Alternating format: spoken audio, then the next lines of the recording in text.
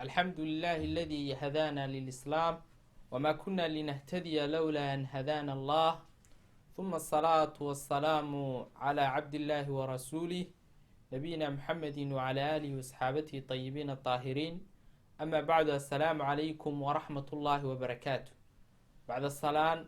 ولا ليال إلهي سبحانه وتعالى نعم آد بضن أيون نمعي نعم كاسحية شان أولاد xoolo cilmi caafimaad iyo qaar badanoo inagu aanaynu garanayn ilaahayna waa ka qur-aanka ku leh wa asbaqa calaykum nicamahu daahiratan wa baatina ilaahay wuxuu ini dhex tiimbiyey nicamkiisa qaar muuqda iyo qaar aan muuqan marna waa kii lahaa wain tacudduu nicmat allaahi laa tuxsuuha haddaad isku daydaan inaad tirisaan nicamka ilaahay ma koobaysaan mana tarin karaysaan qofka bini aadankaana nimcooyinku ilaahay siiyey een dadka kale la wadaagin ayaanu tirin karayn iskadaa kuwa lala wadaagaba hadalkoodu nicamka waaweyne ilaahay subxaanahu watacaala inugu galladaystayna waxaa ka mid a diinta islaamka oo waa akbar nimca ilaahay subxaanahu watacaala uu dadka ugu nimceeyo waayo diinta islaamku waa waxa lagu liibaanayo aakhiro iyo adduun haddaba walaalayaal ilaahay subxaanahu watacaala markuu nicam kaa bixiyey ujeedada ilaahay nuugu nimcaynayaa waxa weeyaan inaynu ugu shukri noqno waa kii lahaa ilaahay subxaanahu watacaala washkuruu lii walaa takfuruun war ii shukri naqa oo hayga gaaloobina shukri naqu waa shay waajiba in nicamkaa ilaahay subxaanahu watacaala uuna siiyey aynu magaranaysaayay ugu mahadnaqno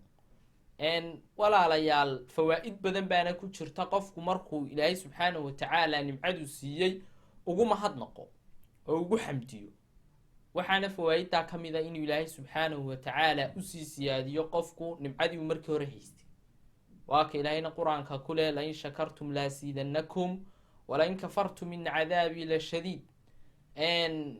nimcooyinkan ni siiyey haddaad iigu mahadnaqdaan waan inii siyaadinaya haddii aad laakiin gaalowdaan cadaabkaygu waa daran yahay walaalayaal markastoynu ilaahay subxaanahu watacaala uu nimcadu ku siiya aada ugu mahadnaqdo ilaahay uu kusii siyaadinaya bale ilaahay subxaanahu watacaala uu ku farxaya mar kastood ilaahay subxaanahu watacaala nicamku siiyey ugu mahadnaqdo xilliyadaad la kulanto imtixaan al-ibtilaa iyo mashaakil iyo tacab iyo dhib ilaahay subxaanahu watacaala uu ku sahlaya walihaada ayaa nabiyullaahi luut calayhi salaam markii qoomkiisu ay dhibeen ee la halaagayay ilaahay markuu badbaadiyey waa kii lahaa wakadalika najzi man shakar saasaanu dadka ilaahay subxaanahu watacaala u mahadnaqa aanu u badbaadina saas oo kale walaalayaal ilaahay baa raalli kaga noqda addoommadu marka ay nicamku ilaahay subxaanahu watacaala siiyey ugu mahadnaqaan wain tashkuruu yardahu lakum ilaahay subxaanahu watacaala markuu nicamku ini siiyey noocay doonaan ahaadaana ini siiyo aada ugu mahadnaqdaan ilaahay subxaanahu watacaala raalli buu inagaga noqonaya saas oo kale dadkii ilaahay subxaanahu watacaala intay adduunka joogeen ilaahay u mahadnaqi jiray ilaahay subxaanahu watacaala cadaabku ka ilaaliya ka aakhiro iyo adduunkaba maa yafcalu llahu bicadaabikum in shakartum wa aamantum wakaana allahu shaakiran caliima ilaahay qur-aanka waa ka ku leh ilaahay muxuu ku falayaa cadaabkiina haddaad ilaahay u mahadnaqdaan oo ma garanaysaayay ilaahay subxaanahu watacaala aada rumaysaan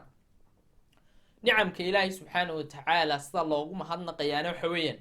kow qofku inuu marka ugu horeysa ictiraafo gartana qalbigiisana ka ogaado nicamkan ilaahay subxaanahu watacaala sii waayo qofku isagoo nimco haysta haddaanu islahayn nimcaabuu ilaahay ku siiyey dee maba shukri naqayaba kow horta inaad ma garanaysaayay qalbigaaga ka garataa loo baahan yahay nimcooyinka ilaahay subxaanahu watacaala ku siiyey laba inaad ma garanaysaayay qowlkaaga iyo ficilkaaga iyo saaad u dhaqmayso in laga arko ayaa loo baahan yahay nicamku ilaahay subxaanahu watacaala ku siiyey adoo uga mahadnaqaya walihaada baa ilaahay qur-aanka ku leeyay wa amaa binicmati rabbika faxadith war nicamka ilaahay subxaanahu watacaala ku siiyey ha laga arko dadka ha ku arkaan adoo ilaahay subxaanahu watacaala u mahadnaqaya saas oo kale waxaa loo baahan yahay walaalayaal sidii ambiyaduba samayn jireen markuu ilaahay kuu nimceeyo inaad nicamkaa ilaahay uga faa'iidaysato alacmaal saalixa iyo linusri diin illaahi subxaana, inaad acmaasha wanaagsan samayntooda iyo ushaqaysiga aakhiro aad uga faa'iidaysata nicam. hadduu ilaahay subxaanahu watacaala maal badan ku siiyo iyo hadduu ilaahay magac ku siiyo, ilaahay hadduu ku siiyo awood iyo maamul iyo xoog, waxaa loo baahan yahay inaad uga faa'iidaysato daacaadka ilaahay, hadday tahay sadaqo, hadday tahay alamru bilmacruuf annahyi can ilmunkar. walihaada baa ambiyadii ilaahay iyo dadkii saalixiintu ay ahaayeen sida